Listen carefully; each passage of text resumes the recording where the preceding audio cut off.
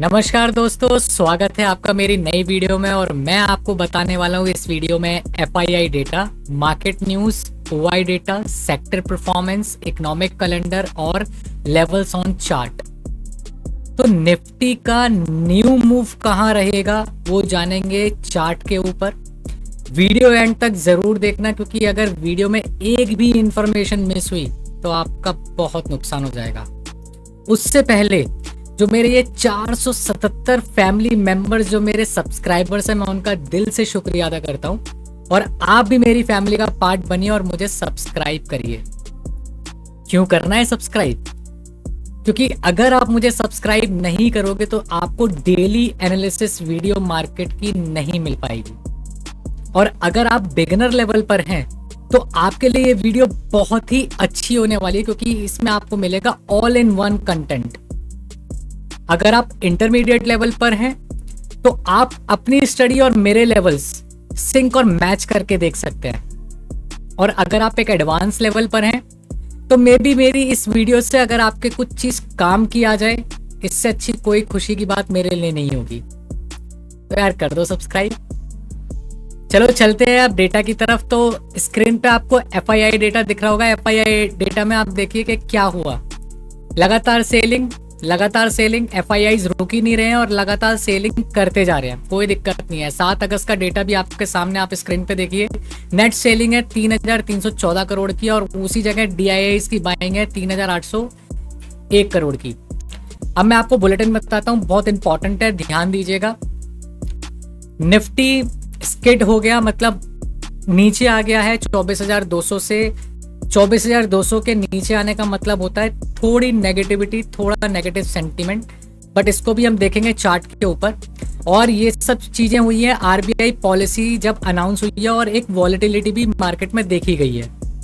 और अगर आप देखो कि किस चीज़ों के लिए हुआ है, तो कुछ ऐसी चीज़ें हुई हैं मार्केट में अनाउंस के बाद जो मार्केट को अच्छी नहीं लगी। आई डोंट नो क्या चीज़। वैसे ऐसी कोई नेगेटिविटी थी नहीं, ऐसी कोई नेगेटिव न्यूज़ थी नहीं, बट उसके बाद भी निफ्टी सस्टेन नहीं कर पाए। उसका रीज़न मैं आपको बताता हूँ। ग्लोबल में नेगेटिविटी बनी हुई है, कहीं ना कहीं सेल ऑफ हो रहा है, जिस वजह से कहीं ना कहीं सेंटिमेंट इंडिया के भी हिले हुए हैं। जबकि देखिए हमारी कोई भी पॉलिसीज में चेंजेस नहीं हुए हैं, राइट। हमारे कोई भी रेट कट नहीं हुआ, उस बावजूद भी जो निफ्टी है वो सस्टेन नहीं कर पा रही है। बैंक जो है सस्टेन नहीं कर पा रही है। कहीं ना कहीं दिक्कत बाहर की तरफ से ही है, इंडिया की तरफ से बिल्कुल भी नहीं। मैं पॉइंट्स बताता हूँ आपको। तो देखो आरबीआई ने ये भी गाइडलाइन दी है कि जो रेट कट है, ठीक है, मोस्ट प्रोबेबली वो दिसंबर या फरवरी में हो सकते हैं, ठीक है।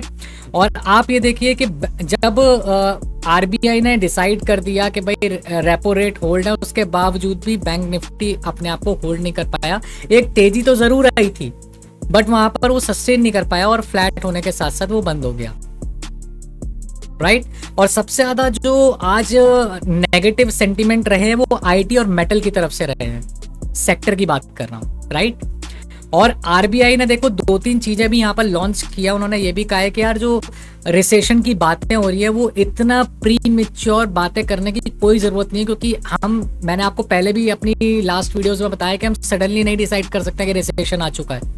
रिसेशन यार हलवा नहीं है, उसको डेटा टू डेटा चेक करना पड़ता है। और देखो इनकमिंग, वो आरबीआई भी यही कह रहा है कि हम इनकमिंग डेटा पे निगाह रखेंगे। और आरबीआई की जो 4 चीजें अभी जो आज के डिस्कशन में हुआ है, मैं आपको अपडेट कर देता हूं। पहले आरबीआई पॉलिसी में क्या कहा है कि जो हमारी जीडीपी ग्रोथ है फाइनेंशियल ईयर 25 के लिए वो रिटेन्ड है 7.25%, जो कि बहुत अच्छी बात है, ठीक है।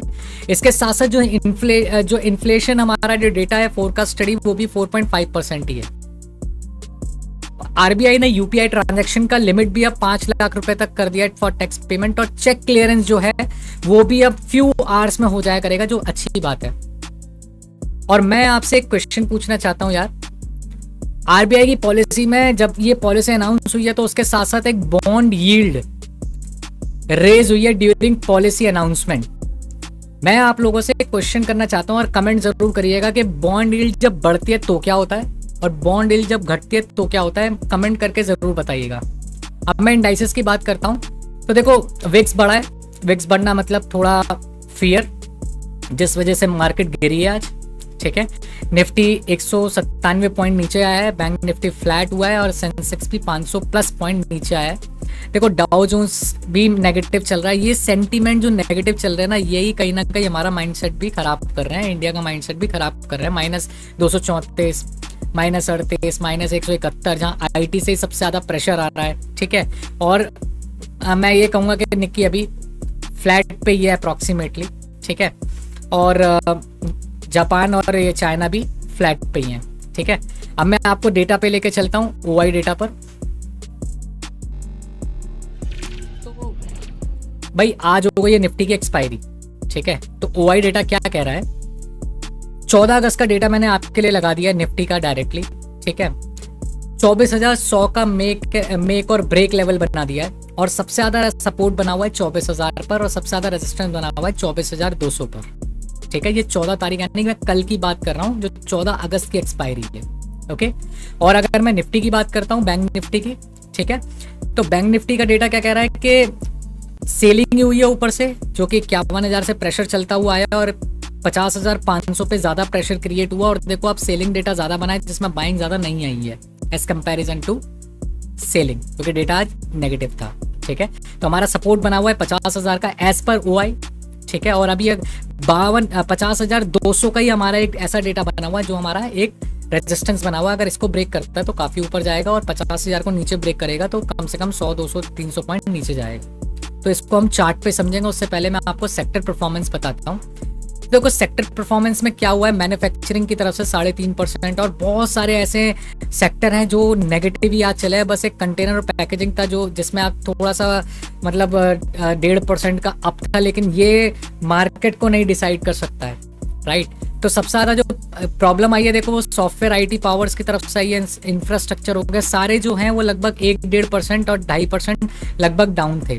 बाकी न्यूट्रली कहूँगा मैं, -50%, कुछ नहीं कह सकते।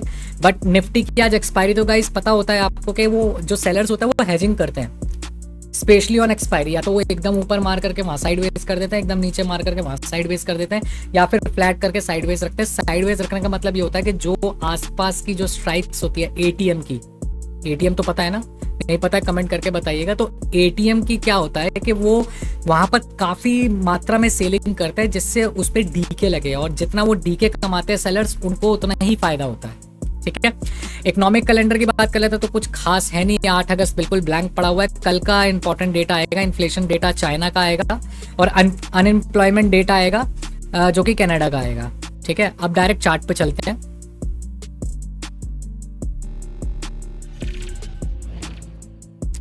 हाँ जी, तो चार्ट क्या कह रहे हैं, चार्ट बहुत सिंपल लेवल कह रहा है गाइस, ठीक है।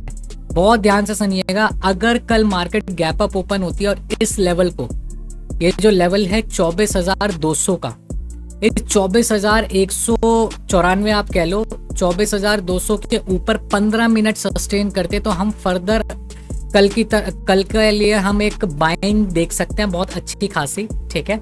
और वो दोबारा टेस्ट करने आएगी 24,384 को। देखो कल की वीडियो आई बटन पर है, आप जाके देखिए। एग्जैक्ट लेवल मेरे तोड़ नहीं पाई निफ्टी। मैंने कल यही अपनी स्टडी दी थी कि 24,382 मेरा पुराना एक रेजिस्टेंस चलता हुआ आ रहा है। देखो मार्केट यहाँ से उठी भी, जो मैंने लेवल दिया था ये वाला एग्जैक्ट, यहाँ से मार्केट उठी, यहाँ तक गई, लेकिन इसको क्रॉस नहीं कर पाई। इसका मतलब यही था कि सेलिंग ही होनी। अगर इसके ऊपर 15 मिनट नहीं सस्टेन कर पा रही है तो 15 मिनट का मेरा जो एक साइकोलॉजिकल जो पॉइंट है ना, बहुत इंपॉर्टेंट है गाइस। 15 मिनट की कैंडल आप जरूर लगा के देखिएगा कि 15 मिनट को वो ब्रेक कर रही है नहीं कर रही है। अगर नहीं कर रही है तो सस्टेन नहीं करेंगे, वापस रिवर्स हो सकती है, ठीक है।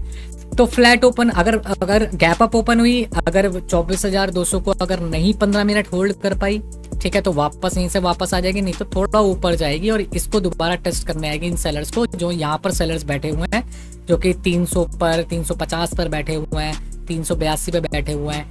लेट सपोज अगर 382 को लेवल आगे कभी भी या कल क्रॉस करता है और 15 मिनट सस्टेन करता है यहाँ, तो फर्दर हमें ऊपर की तरफ लेवल देखने को मिल सकते हैं। और देखो ऊपर की तरफ अगर मैं आपको बताऊं ना गाइस, तो ऊपर की तरफ डेटा बिल्कुल खाली पड़ा हुआ है, ठीक है। ये वाला जो पूरा जो जोन है ना, ये सेलर्स का जोन है और ये पूरा डेटा खाली पड़ा हुआ है। और 7,024 के ऊपर तो निफ्टी रॉकेट हो जाएगी। तो ये वाला जो सेलर का जोन है बहुत इंपॉर्टेंट है, ठीक है। और लेट सपोज अगर कल बैंक निफ्टी निफ्टी अगर गैप डाउन ओपन होती है, मान लीजिए अगर इस वाले बॉक्स को जो OI बना हुआ है यहाँ पर हमारा, ये जो OI बैठे हुए हैं, जो कॉन्ट्रैक्ट्स बैठे हुए हैं सेलर्स के यहाँ पर, अगर 24,080 के नीचे निकल करके 15 मिनट सस्टेन करते तो और नीचे जाएगी, 23,960 तक दोबारा जा सकती है। और अगर इसको भी सस्टेन सपोर्ट को नहीं कर पाती है तो और नीचे देखने को मिलेगी, जो कि 23,915 और 8,900 23,890 भी हो सकता है। मैं दोबारा रिपीट करता हूँ एक बार आपके लिए, ठीक है। अगर इसने 23,080 का लेवल नहीं सस्टेन किया तो ये नीचे ही जाएगी वापस, ठीक है। और 23,960 को और 23,913 को दोबारा रीटेस्ट करने जाएगी, और वहाँ पर अगर नहीं रुकती है तो फर्दर सेलिंग आ सकती है। अगर यहाँ पर 15 मिनट सस्टेन करते हैं तो यहीं से बाइंग आ सकती है। ये एक अच्छा बाइंग जोन है, ठीक है।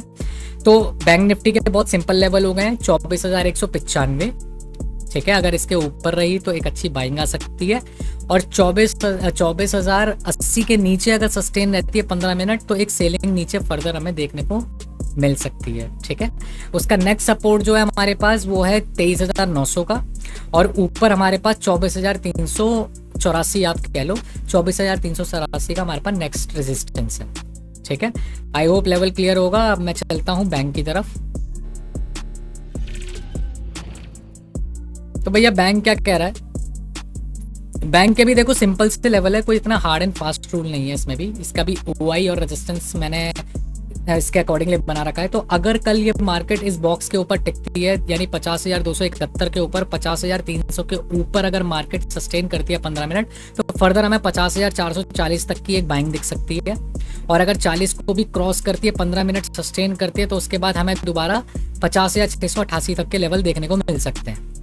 और इसके बाद सिंपल लेवल और है, OI भी हमारा यहीं पर ही खड़ा हुआ है, ठीक है, जो कि है 50,100 पर। अगर 50,100 को तोड़ती है और मेरा 50,063 का जो एक सपोर्ट लेवल है, अगर इसको भी तोड़ती है, ब्रेक करती है, ठीक है, और ये 50,023 के नीचे 15 मिनट सस्टेन करती है, तो हमें नेक्स्ट लेवल देखने को मिल सकता है, ठीक है। अगर मान लीजिए यहाँ पर नहीं सस्टेन कर पाई 15 मिनट, तो हमें नेक्स्ट लेवल देखने को मिलेगा 49,855, ये इसका नेक्स्ट सपोर्ट है। लेकिन मैं आपको एक चीज़ बता देता हूँ गाइस, बहुत इंपॉर्टेंट, 50,070 का बहुत ही अच्छा सपोर्ट बना हुआ है। इसको ब्रेक करने के लिए बहुत हैवी सेलिंग चाहिए, तो इस पर गौर ज़रूर रखिएगा, ठीक है। मैं दोबारा रिपीट कर देता हूँ एक बार छोटे से आपके लिए, कि अगर फ्लैट ओपन होती है यहाँ, अगर 15 मिनट नहीं सस्टेन करते तो वापस सेलिंग आ जाएगी, और अगर सस्टेन करते तो ऊपर निकल जाएगी, ठीक है। लेवल्स स्क्रीन पे देखते रहिएगा। अगर फ्लैट ओपन होती है 15 मिनट यहाँ पर अगर होल्ड कर गई तो वापस बाइंग आ जाएगी, 15 मिनट होल्ड नहीं कर पाई तो इसी लेवल पे ये जो लेवल्स, ये जो ग्रीन कलर के आपको राइट हैंड साइड पे लेवल्स दिखते हैं ना गाइस, ये बहुत इंपॉर्टेंट है, इसलिए ये वीडियो आपके लिए इंपॉर्टेंट है। आई होप लेवल क्लियर हो गए होंगे। सब्सक्राइब जरूर कर दीजिएगा, वीडियो अच्छी लगी होगी तो लाइक कर दीजिएगा। मैं मिलूंगा आपसे नए नेक्स्ट वीडियो में, तब तक के लिए टेक केयर गाइस।